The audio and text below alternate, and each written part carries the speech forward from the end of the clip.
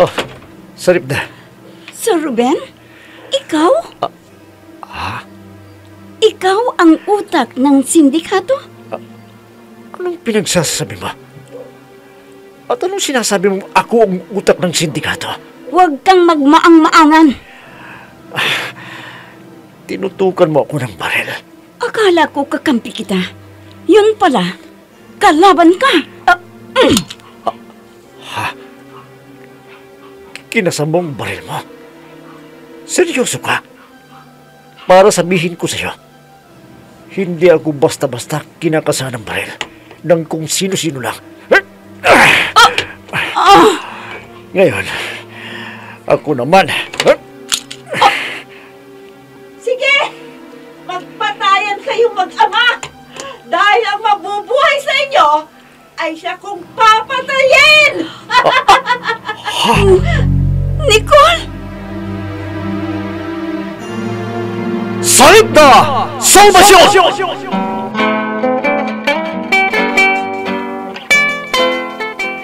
Ang babaeng lumalaban sa masasamang loob na nagasik ng kasamaan, subalit kakampi at takapagtanggol ng mga taong naapi. Salib na! Salvasyon! Matapang at galit sa mga taong lumalabag sa batas at ipinagtatanggol ang katotohanan. Salib na! Salvasyon! Inihahandog sa inyo ng F3 Recording Studio para sa pambansang radyo ng Pilipinas, Bombo Radio Philippines. Salib na! Salvasyon!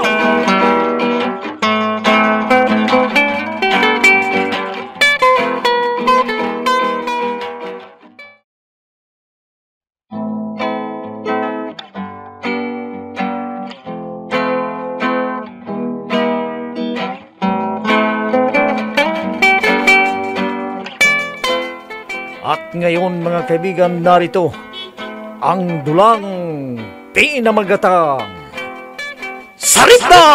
Salvasyon!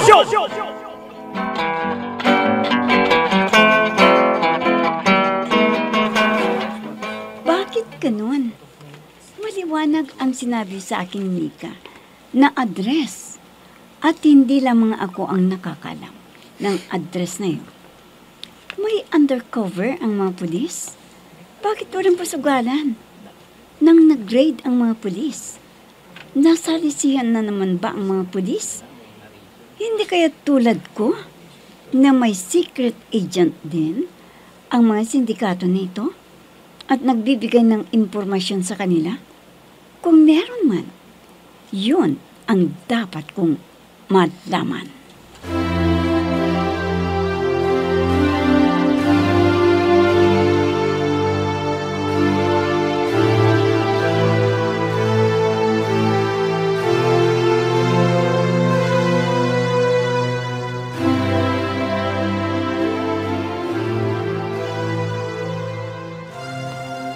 Wala na talagang ginawang magaling ang taong yun, kundi ang perwisyuhin ako. Alam mo ba kung magkano na naman ang binigay ko sa buhayang yon? 500,000 piso. Ano? Kalahating milyon na naman ang binigay mo? Ano pa nga ba? Siya ang malakas na nakikinabang sa kinikita ng mga negosyo natin. Eh, sino ba yun? Hindi ko kilala. Pero alam niya ang tungkol sa negosyo natin. Ano? Eh, hindi mo naman pala kilala. Eh, paano niya nalalaman tungkol sa negosyo natin? Yun nga ang hindi ko alam. Marami siyang alam tungkol sa akin at sa negosyo ko.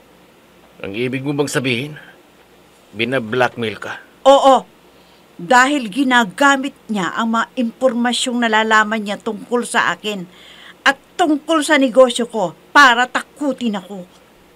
Ang ibig sabihin, napapaikot ka niya.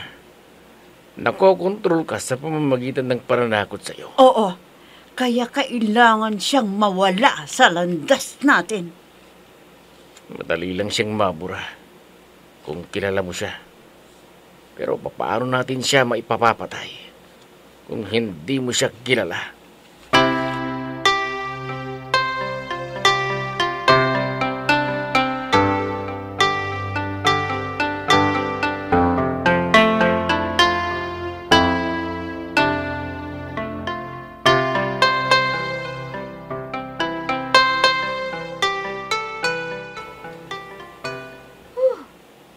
Mabuti na lamang at may waiting shed dito na inilaan talaga para sa mga naghihintay ng masasakyan.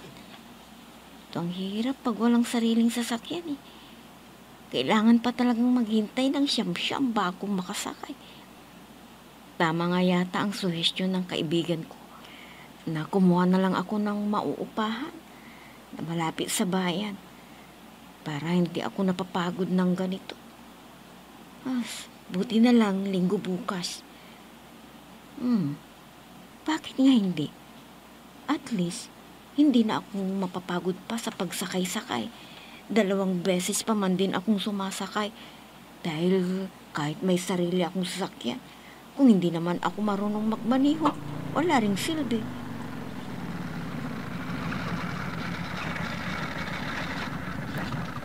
Ay, di ka. Oh, Edward! Oh, Ikaw pala. Ginagawa mo rito? Wala. Naghihintay lamang ako ng masasakyan ko. Saan ka ba umuwi? Diyan lang sa may barangay Mariwasa. Uy, malapit lang pala. Halika na. Sumakay ka na.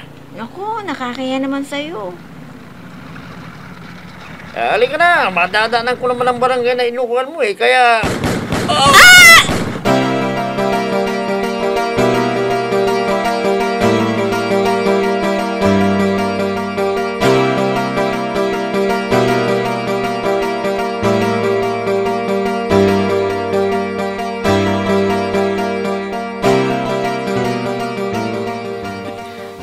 Oh, mabuti at napatawag ka. Tatawagan sana kita ngayon eh. Oh, bakit hindi mo ko tinawagan? Che, wag mo akong nandiin ngayon. Nasa oras ako ng trabaho. Bakit nga biglang nawala ka habang kausap ko? Nagsidatingan kasi mga nag-grade ng pasugalan eh. Pero, alam mo bang nangyari? Negatibo. Negatibo? Ang alin? Ayon sa mga natasan ng grade, hindi pasugalan pala yung gusaling yun, kundi call center. Ano? Oo. Samantalang maliwanag ang sinabi ng undercover natin sa online na gambling ang ginagawa sa gusaling yun. David! Si Sargento Edward Mercado, na undercover. Natagpang patay sa isang waiting shed. Oh,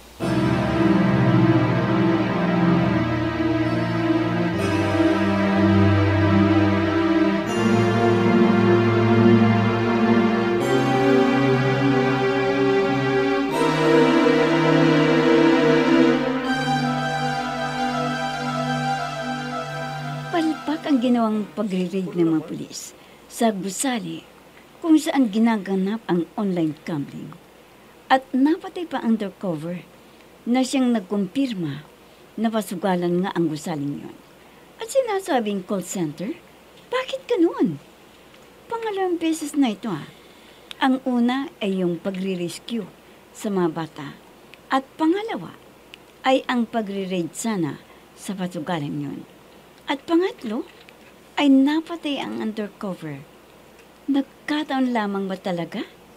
O mayroong tao na nasa likuran ng mga kapalpakan ng mga pulis? Nagre-ring ang cellphone ko. Oh, si David pala. Sweetheart? Anong nangyari sa'yo? Nasaan ka ba yun? Naririto pa ako sa apartment ko. Mabuti naman. Nag-aalala ko sa'yo eh. Siya nga pala.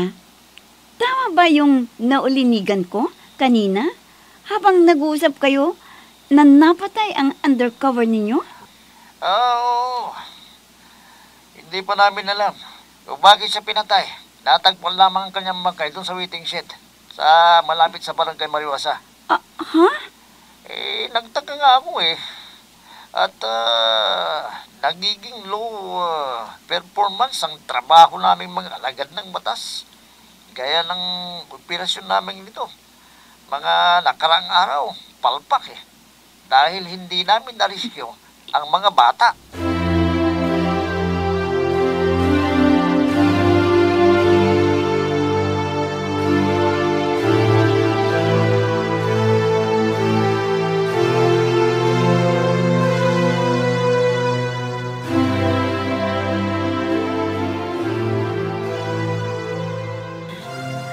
Halos sunod-sunod ang kapalpakan ng mga alagad ng batas sa mata ng mga mamamayan. Pero alam ko namang ginagawa nila ang kanilang makakaya para malutas ang krimen. Pero bakit ganun? Tama namang report ni Sargento Mercado na pasugalan ang gusali na yun. Ako mismo ang makapapagtunay. Pero bakit lumabas sa call center na yun? Teka, tama. Doon nagtatrabaho si Nika. Malamang may alam si Nika kung anong negosyo ang mayroon sa kumpanyang pinagtatrabaho niya. Ang mabuti pa ay tatawagan ko si Nika. Ayan, nagri-ring na.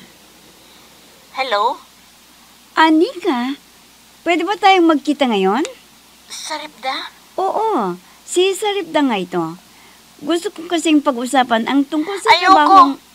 Ayoko nang maglalakad-lakad ngayon. Natatakot na ako.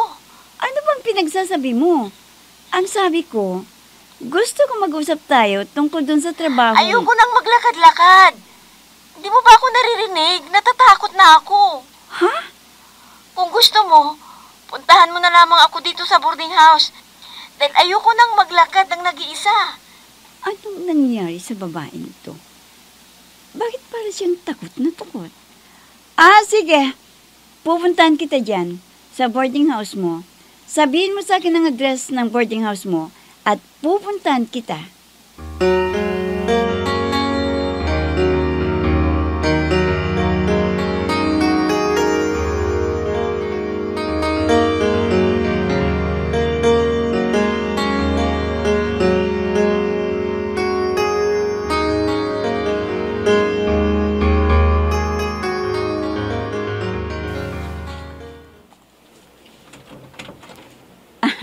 Hi, Nika.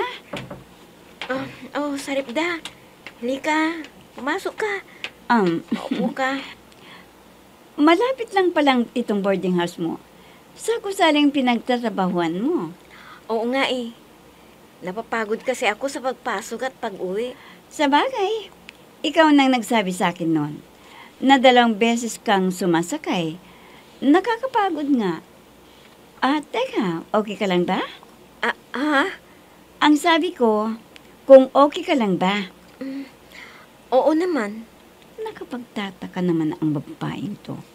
Dati-rati, ang ingay-ingay sa pagsasalita. Teka, Nika, okay ka lang ba talaga, ha? Oo naman, oo.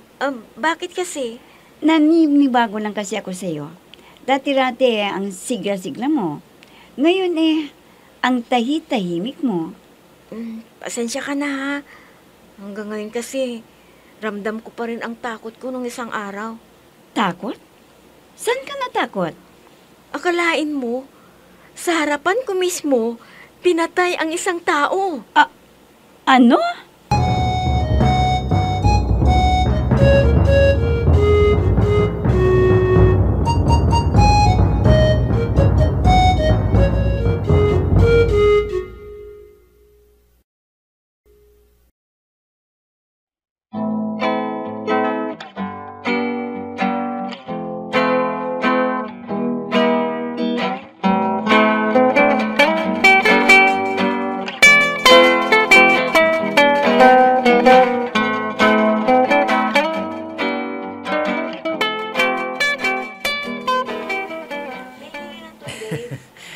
Hindi mo matiis talaga na hindi ako makita, no? Alam mo, kung pinapapunta mo na ako sa apartment mo, Baka doon ako ditira. Tangi, hindi tungkol sa ating dalawa ang dahilan kung bakit kita niyaya dito na kumain. Anong dahilan kung bakit mo ako pinapunta rito? May nakakita sa pagpatay kay Sargento Mercado. Ha? Talaga? Sino? Hindi ko sasabihin dahil nangako ako sa kanya na hindi ko sasabihin ang kanyang pagkakakilanlan.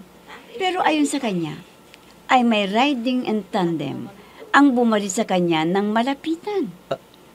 Ano? At tulad ng lumabas sa investigasyon, 2 beses pinaputukan sa ulo si Mercado.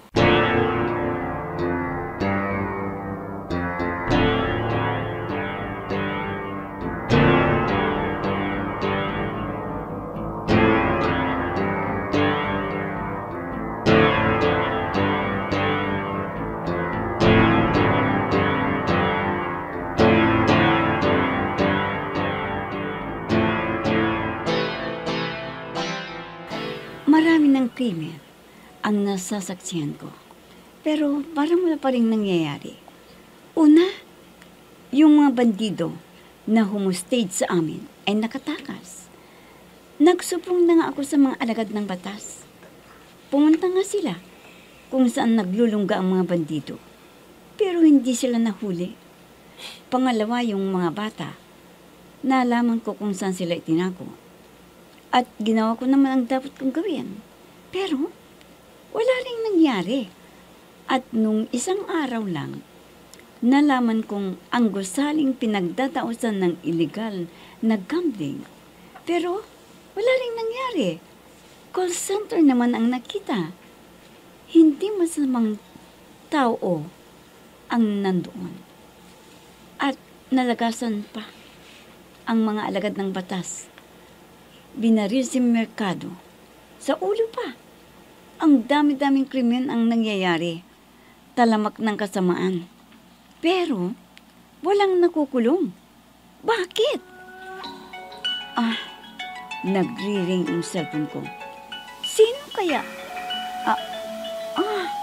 Si Nika pala. Hello, Nika. Napatawag ka? Saripda, pwede bang pumunta ka dito sa boarding house ko ngayon? Ha? Please? Okay. Pupunta na ako dyan. Ngayon din.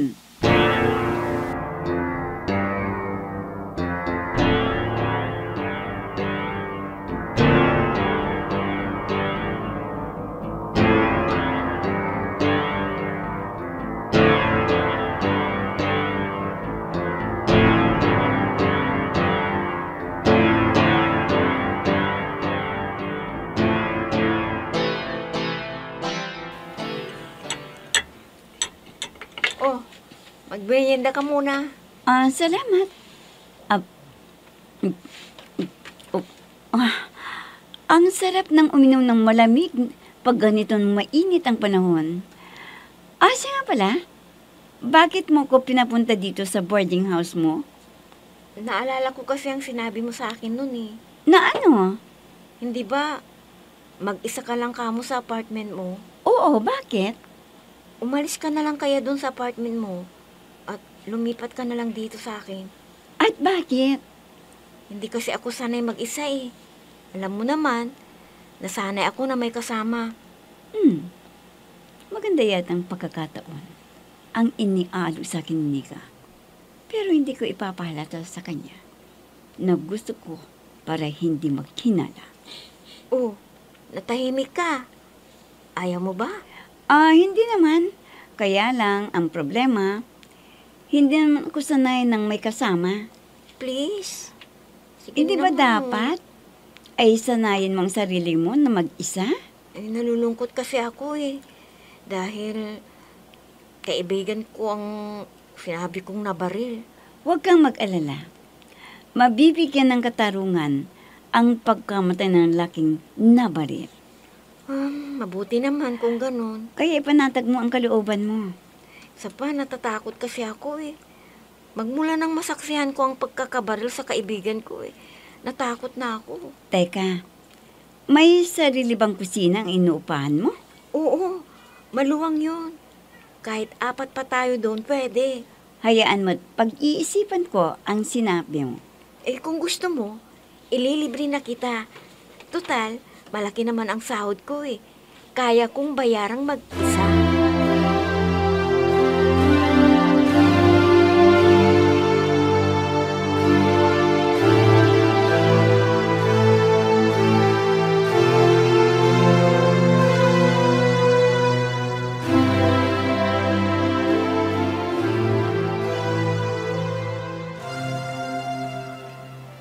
Natatakot talaga akong mag-isa. Sana pumayag si Saripdan na lumipat sa inuupahan ko. Oh, Nika. Si Max papalapit. Total, mag-aalas 5 na. Pack up ka na at ililibre kita. Na naman? Oh, mukhang nakarami ka na naman ng kinita ngayon at ililibre mo ko. Oo. Ano pa sa palagay mo? Hulaan mo. Diretsahin mo na kasi ako. Teka, may ibibigay ka na naman bang trabaho sa akin? Tama ka. Pero sa pagkakataong ito, ay hindi trabaho ang ibibigay ko sa'yo, kundi pagkakakitaan mo. Pwede ba yun? Hindi trabaho, kundi pagkakakitaan ko? Posible naman yung sinasabi mo. Anong imposible? Posible ang sinabi ko. Kung papayag ka. Ano ang trabaho? Titihayan na naman ako? Kapalit ng libu-libong pera? Ha?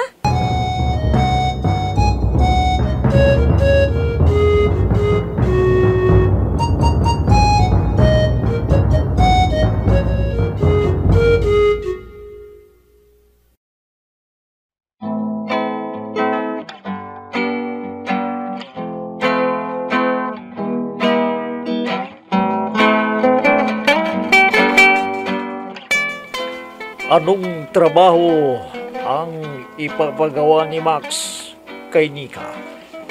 Mga kaibigan, huwag ninyong kaligtaan subaybayan ang pagpapatuloy ng ating dulang pinamagatang Salit na Salvasyon!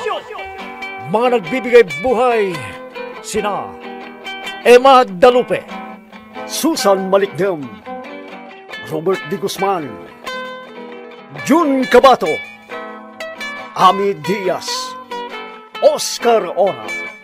Technical supervision at sa musika ni Oscar Ora. Nilapatan ng tulog ng inyong lingkod.